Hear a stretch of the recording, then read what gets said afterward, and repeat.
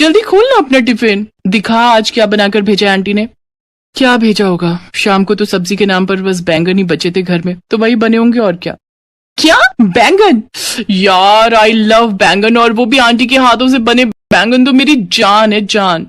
तो काव्या अपना टिफिन छोड़कर गरिमा का टिफिन खाने लगी और फिर खाते हुए ही उसने गरिमा से कहा, ऐसी क्या देख रही है, मेरा टिफिन भी खोल जल्दी, पता नहीं सुनीता दीदी ने क्या बनाया होगा आज।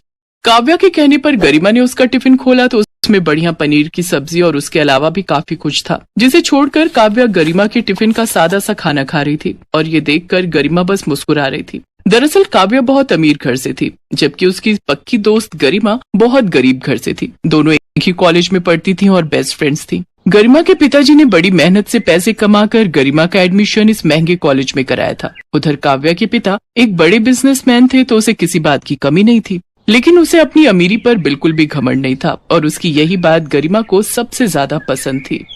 अच्छा सुन ना, तू शाम को क्या कर रही है? मेरी 2-3 मीटिंग्स हैं यार, अब्रॉड से कुछ क्लाइंट्स आ रहे हैं, तो यही करीब 5-7 करोड़ की डील्स फाइनल करनी है मुझे आज। Any how. बाप रे, इतना सारा काम, तो फिर तू तो रहने ही दे। ए चुप कर और जल्दी बोल क्या करना है शाम को। गोलगप्पे खाने चलेंगे और क्या, तू रेडी रहना, मैं तुझे लेने आऊंगी। नहीं यार इस बार रहने दे। पर क्यों, तेरी तबीयत तो ठीक है ना जो गोलगप्पे खाने के लिए मना कर रही है? अरे वो बात नहीं है, दरअसल इस बार मेरी पूरी पॉकेट मनी खर्च हो गई। हरियाली तीज आ रही है ना, तो मैंने माँ के लिए शॉपिंग कर ली। अगर मैं उनके लिए साड़ी नहीं लेती तो वो खरीदने वाली ही नहीं थी। अरे यार तो गोलगप्पे तो मैं खिलाऊंगी ना, तू क्यों टेंशन ले रही है? वैसे तूने अभी क्या बोला, कौन सा तीज? हरियाली तीज मैडम, जब तेरी शादी हो जाएगी ना तो तुझे भी तीज का त्योहार मनाना पड़ेगा, और पता है अपने उनकी लंबी उम्र के लिए व्रत भी रखना पड़ेगा। ये सही है यार, पति की लंबी उम्र के लिए हर बार पत्नी बेचारी भूखी रहे। अच्छा तो तू एक काम करना, अपने पति को भी अपने साथ भूखा रखना, ठीक है? गरिमा की इस बात पर दोनों खूब हंसे। गरिमा बहुत मजाकिया थी और काव्या को उसकी बातें बहुत अच्छी लगती थी, लेकिन फिर गरिमा की हंसी को किसी की नजर लग गई। एक हादसे में गरिमा के पिता रमाकांत का देहांत हो गया और इस हादसे के बाद से गरिमा बहुत गुमसुम और शांत रहने लगी। काव्या उसका दिल बहलाने की बहुत कोशिश करती, लेकिन गरिमा अपने पापा के चले जाने के दुख से बाहर ही नहीं निकल पा रही थी। कुछ दिनों के बाद गरिमा ने कॉलेज आना भी बंद कर दिया। काव्या को उसकी चिंता हुई तो वो सीधा उसके घर पहुंची और फिर, गरिमा कैसी है तू? काव्या आजा बैठना। मैंने पूछा कैसी है तू? अच्छी हूँ। लग तो नहीं रही। और सुन, तू कॉलेज क्यों नहीं आ रही? यार पिछले सेमेस्टर की फीस तो पापा ने भर दी थी, पर इस बार की फीस अरेंज नहीं हो पाई, तो बस इसीलिए। तो तूने मुझसे क्यों नहीं कहा, पागल कहीं की, ऐसे आधे में छोड़ देगी क्या पढ़ाई? रुक, मैं अभी अपने पापा से बात करती हूँ।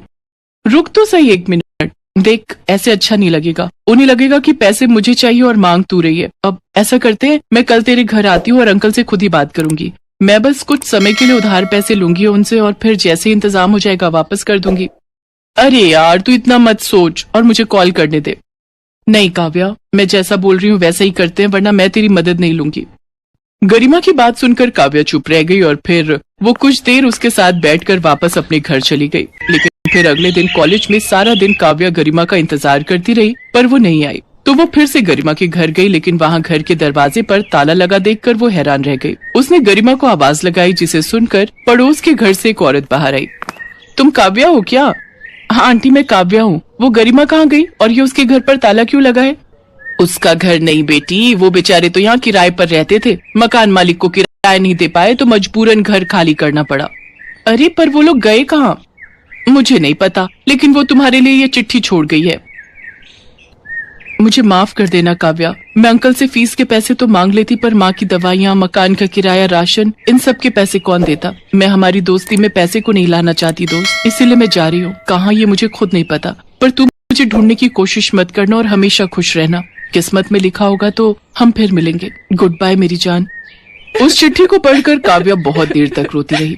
इस बात को कई साल बीत गए। इस बीच काव्या ने गरिमा को बहुत ढूंढने की कोशिश की, लेकिन उसका कुछ पता नहीं चला। उधर गरिमा की शादी हो गई। उसका पति एक फैक्ट्री में मजदूर था। इधर काव्या की भी शादी हो गई। उसका पति भी उसके पिता की तरह बहुत रईस आदमी था। शादी के बाद काव्या अपना शहर छोड़कर अपने पति के साथ दिल्ली में रहने लगी थी। फिर एक दिन जब काव्या अपने लिए शॉपिंग करने जा रही थी, तभी उसने गरिमा को देखा जो कि रोड क्रॉस कर रही थी। गरिमा को देखकर काव्या झट से कार से उतरी और सीधा जाकर उसे गले से लगा लिया। कहाँ कहाँ नहीं ढूंढा तुझे और तू आज जाकर मिली। कब्बू मेरी जान, बीते कुछ साल बहुत कठिन थे मेरे लिए। पहले पापा चले गए और फिर कुछ महीनों के बाद मेरी शादी कराकर मम्मी भी चल बसी। अरे चल कोई बात नहीं, चल अब तू मेरे साथ चल। अब हम मिल गए हैं ना तो सब ठीक हो जाएगा। नहीं काव्या, मुझे घर जाना है, मेरे पति घर आने वाले होंगे। अच्छा तो ऐसा कर, तू मुझे अपने घर ले चल, मुझे तुझसे ढेर सारी बातें करनी है। अब वो मैं आज तो देख, अब मैं तेरी एक नहीं सुनने वाली। या तो तू मुझे अपने घर लेकर चल या फिर मेरे साथ मेरे घर चल, समझी ना। दरअसल गरिमा एक छोटी सी बस्ती में रहती थी और वो नहीं चाहती थी कि काव्या वहां आकर उसकी गरीबी देखे, पर काव्या शुरू से ही जिद्दी थी। वो जबरदस्ती काव्या के साथ उसके घर पहुंच गई। उसने देखा कि घर के नाम पर गरिमा के पास बस एक छोटा सा कमरा था और साइड में हाथ से चलाने वाली एक पुरानी सिलाई मशीन भी थी, जिसके ऊपर दो सुंदर सुंदर हैंगर पर कपड़े टंगे हुए थे। उन्हें देखकर काव्या ने कहा, अरे वाह गरिमा, ये तूने सिले हैं क्या? हाँ, इस महंगे शहर में गुजारा करने के लिए पति के साथ साथ मैं भी काम करती हूँ।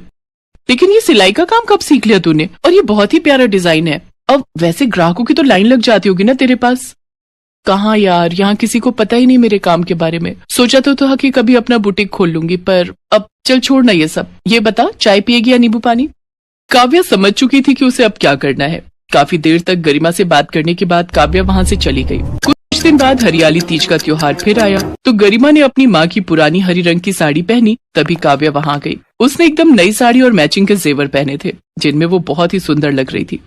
अरे वाह, तू सच में बहुत सुंदर लग रही है यार, नजर ना लगे किसी की, है ना। चल तू भी अब रेडी हो जा, मैं तेरे लिए कुछ लाई हूँ। काव्या ने कमरा अंदर से बंद किया और एक बैग से बिल्कुल अपनी जैसी साड़ी और जेवर निकाले और जबरदस्ती गरिमा को पहना दिए। अब तो काव्या और गरिमा एक जैसे लग रहे थे। गरिमा की आंखों में खुशी के आंसू थे, जिन्हें पोंछते हुए काव्या ने कहा, रुक जा, अभी एक चीज और है।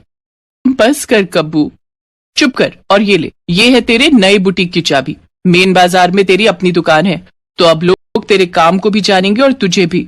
पर कब्बू, ये मैं ऐसे नहीं ले सकती। ऐसे ही कौन दे रहा है तुझे? तू पहले खूब पैसे कमा, और जब लगे कि तेरी 2-3 मीटिंग्स अरेंज हो गई हैं, अब्रॉड से 4-5 क्लाइंट्स आ गए हैं और शाम तक तुझे 5-7 करोड़ की डील्स करनी है एनी हाउ, तो वापस कर दियो मेरे पैसे, ठीक है। काव्या की बात सुनकर गरिमा जोर जोर से रोने लगती है, लेकिन इस बार वो गरिमा से वो चाबी लेकर उसका मान भी रख लेती है और अपने बेहतर भविष्य की तरफ बढ़ने को तैयार भी हो जाती है।